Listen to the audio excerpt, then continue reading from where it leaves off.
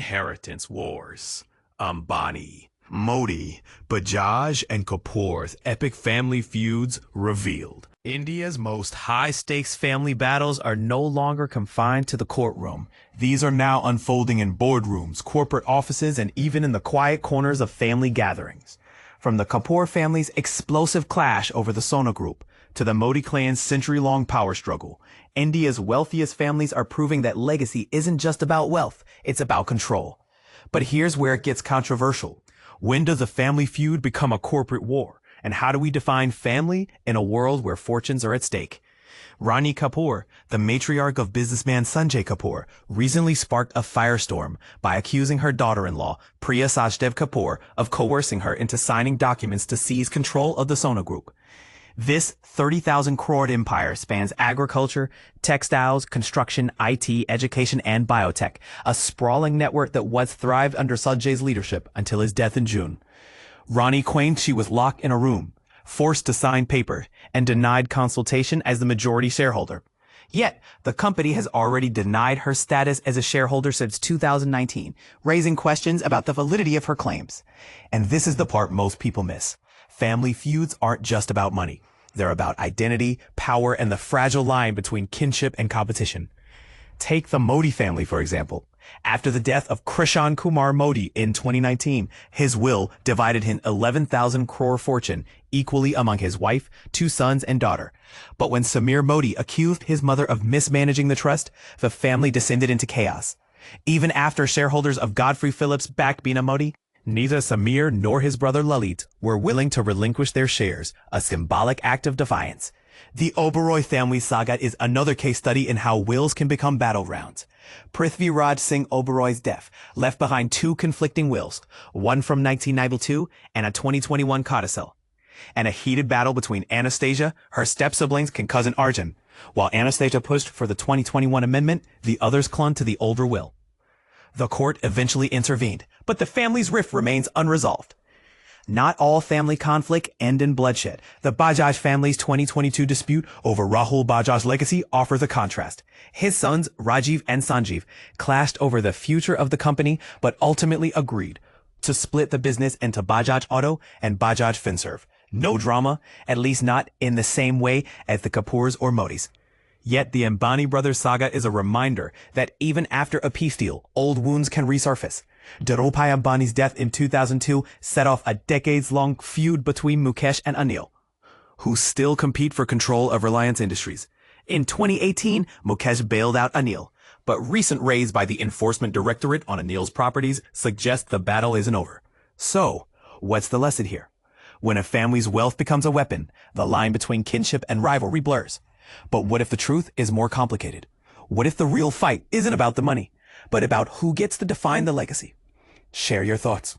Do you think family should always prioritize bloodline? Or is it time to redefine what family means in the modern world? Kapur family feud. Mother versus daughter-in-law. In rupees 30,000 crore empire battle. The battle for control within the Sona group, a sprawling business empire valued at Rs 30,000 crore, has reached a boiling point. The latest salvo was fired on Friday evening when Sona BLW Precision Forgings Limited, the group's flagship company, announced that Rani Kapur, the mother of the late Sunjay Kapur, is not a shareholder and hasn't held that status since 2019. But here's where it gets controversial. Just hours before, Ms. Kapur had sent a letter to the board, declaring herself a majority shareholder and demanding that the scheduled annual general meeting AGM be postponed. She alleged that she had been coerced into signing documents and questioned the appointment of Priya Sachdev Kapur, her daughter-in-law, as a non-executive director. This move has sparked a heated debate about who truly represents the Kapur family's interests. The company's response came in the form of a market filing, which stated that in May 2019, a declaration of significant beneficial ownership was received, naming Sunjay Kapur as the sole beneficial owner. Consequently, Ms. Kapur was no longer considered a shareholder from that point onward. The filing also clarified that Priya Sachdev Kapur's appointment as a non-executive director had been proposed and reviewed, ultimately receiving board approval. Regarding Ms. Kapoor's claims of being forced to sign documents behind closed doors, the board maintained that no such documents had been signed or obtained from her since Sunjay Kapoor's passing. The family feud erupted after Ms. Kapoor sent an email late Thursday requesting the AGM be deferred. The board sought legal advice out of respect for her concerns. Based on the legal counsel and the fact that Ms. Kapoor is not a shareholder, the company decided it could not postpone the AGM. In her letter, Ms. Kapoor accused her enemies of attempting to seize her family's legacy during her mourning period. She expressed that she had not been consulted about the decision to appoint Priya Sachdev Kapoor as the family's representative on the board. Ms. Kapoor's letter, which reads like a Bollywood-style family drama, also mentioned that information from well-wishers had brought to light gross illegalities that left her deeply disturbed. She emphasized that no decisions should be made without her consent. Sunjay Kapoor, a prominent figure in the automotive industry, was previously married to Bollywood actress Karishma Kapoor. The couple separated in 2016, and he married model Priya Sachdev in 2017. This complex web of relationships and business dealings has only added fuel to the fire of this family dispute. As this saga unfolds, it raises questions about corporate governance and the delicate balance of power within family-owned businesses. Who truly holds the reins of the Sona Group? And how will this conflict be resolved? These are the questions that many are eager to see answered in the coming days and weeks. The 30,000 crore succession feud. Sunjay Kapoor's family battle explained. Imagine a family feud worth a staggering 30,000 crore with a global company at its center. This is the reality for industrialist Sunjay Kapoor's family after his sudden and tragic death at a polo match. The battle for control of Sona BLW Precision Forgings, also known as Sona Comstar, has begun, pitting Sunjay's mother, Rani Kapur, against his wife, Priya Sachdev Kapoor. But here's where it gets complicated. Rani Kapur claims she was forced to sign documents under duress after Sunjay's death, while Priya Sachdev Kapoor has been appointed as a non-executive director of the company. Let's dive into the details of this intense succession feud. Rani Kapur, Sunjay's mother, attempted to halt the company's annual general meeting, alleging that she had been coerced into signing documents without her knowledge or consent. She asserts that she is the sole representative of the Kapoor family's interests in Sona Comstar, an auto components company. However, the company proceeded with the AGM, stating that Rani Kapur was not a shareholder since 2019. This decision has sparked a heated debate, with Rani Kapur claiming that she is the rightful owner of the company, citing a will from 2015 that names her as the sole beneficiary of her late husband Surinder Kapoor's estate.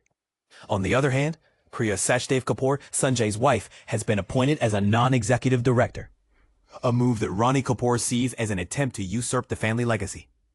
But what's really going on here? Is this a genuine battle for control, or is there more to the story? And this is the part most people miss. The company's regulatory filings reveal that Rani Kapur has not been a shareholder since 2019, which raises questions about her claims. The plot thickens when we consider the circumstances surrounding Sunjay Kapoor's death. Rani Kapur has termed his passing as highly suspicious and unexplained, sparking rumors and speculation. The official cause of death was a heart attack, reportedly triggered by a bee flying into his mouth during the polo match. However, Rani Kapur's allegation of foul play have added fuel to the fire, leaving many wondering what really happened. As the battle for control of Sona Comstar continues, one thing is certain. The outcome will have far-reaching consequences for the company and the Kapoor family. But here's the question. Who should rightfully control the company? Should it be Rani Kapur, who claims to be the sole representative of the Kapoor family's interests? Or Priya Sachdev Kapoor, who has been appointed as a non-executive director? The answer is not clear-cut, and the controversy surrounding Sunjay Kapoor's death has only added to the complexity of the situation. If we wait for the dust to settle, one thing is certain. This is a story that will continue to unfold, with twists and turns that will keep us on our edge of our seats. So, what do you think? Should Rani Kapur be given control of the company? Or does Priya Sachdev Kapoor have a legitimate claim? Share your thoughts in the comments below.